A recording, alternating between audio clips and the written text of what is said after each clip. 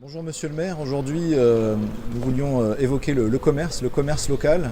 Qu'est-ce que la ville a mis en place, ou prévoit de mettre en place?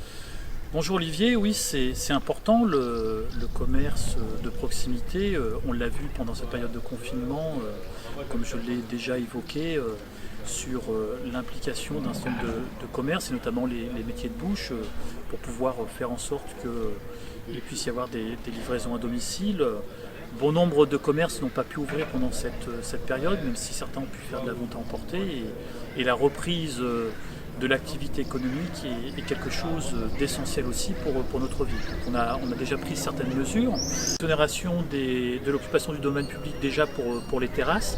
Donc il n'y aura pas de droit de terrasse à payer en 2020 pour les commerçants, mais également pour celles et ceux qui font de l'étalage sur le domaine public. Donc bien sûr soumis à autorisation. On a fait la même chose, une exonération partielle aussi pour le camping Val de Flux. On prendra le même type de mesures pour le labyrinthe qui ne pourra pas ouvrir cette année.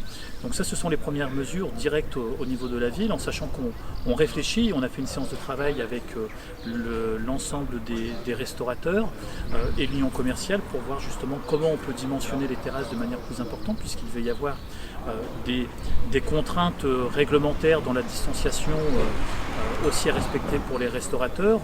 Donc il faut qu'on puisse leur permettre de réunir les conditions pour qu'ils puissent exercer le mieux possible et le plus possible leur activité. Donc augmentation du périmètre des terrasses et fermeture à voiture de certains espaces le samedi et le dimanche. Donc tout ça c'est en cours de définition et ça pourrait être le cas notamment de la place du Petit Marché, ce qui permettra pour d'autres commerces qui font de l'étalage aussi extérieur, de pouvoir le faire pleinement et en espérant que les Balgenciens et les Balgenciennes puissent effectivement répondre au présent parce que les commerces ont bien besoin d'eux. Et il y a également des aides qui sont disponibles à d'autres niveaux?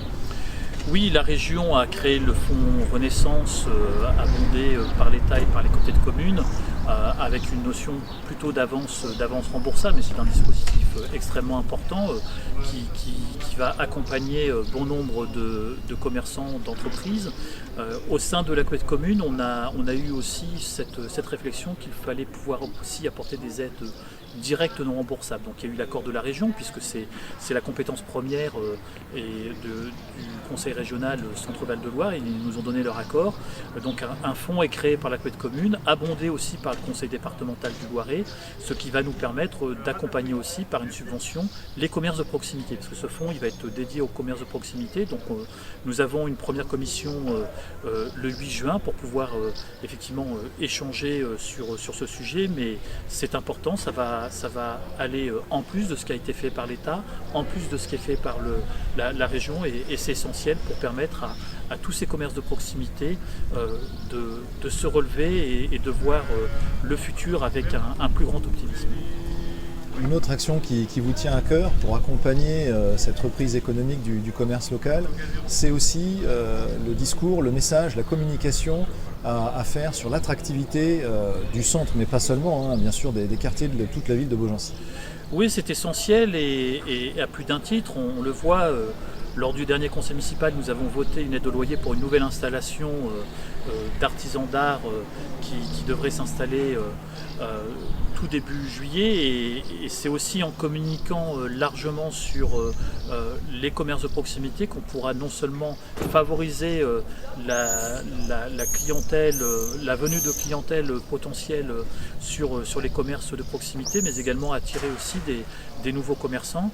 Et donc nous avons décidé de faire un large plan de communication, et jeudi après-midi dernier, nous avons fait une réunion de travail avec l'union commerciale pour justement, et notre cellule de communication, pour justement bâtir et développer ce plan de communication qui va s'articuler sur différents points, non seulement sur l'ensemble des planimètres de la ville, et ça va être aussi par le biais de nos réseaux sociaux, le site internet de la ville, la page Facebook également, ça va être par des affiches chez les commerçants. On est en pleine réflexion aussi pour pouvoir aussi faire des vidéos, pour pouvoir mettre en valeur aussi les hébergeurs, puisqu'on sait très bien que si les hébergeurs travaillent et on peut avoir des clients qui viennent en nombre et certainement une clientèle plus française que d'habitude, ça pourra permettre de profiter pleinement à l'ensemble des commerces. Donc un plan de communication important qui va être déployé dans les prochains jours, dans les prochaines semaines. Et n'oublions pas, pour tout déplacement, y compris pour aller chez son commerçant préféré, les gestes barrières. Bien sûr, les gestes barrières, 1 mètre à respecter, se laver très souvent les mains, et puis bien sûr le port du masque. Je le dis et je le redis à chaque fois, la ville a attribué un masque à chacun des Belges anciens, le conseil départemental a attribué aussi un masque. On peut en trouver aussi à acheter dans différents lieux. Le masque, il n'est pas fait pour rester dans la poche, il est fait pour être porté. Vous protégez les autres et les autres vous protègent aussi. C'est la clé de la réussite aussi pour pouvoir faire en sorte qu'on puisse se tourner vers le futur, porter votre masque.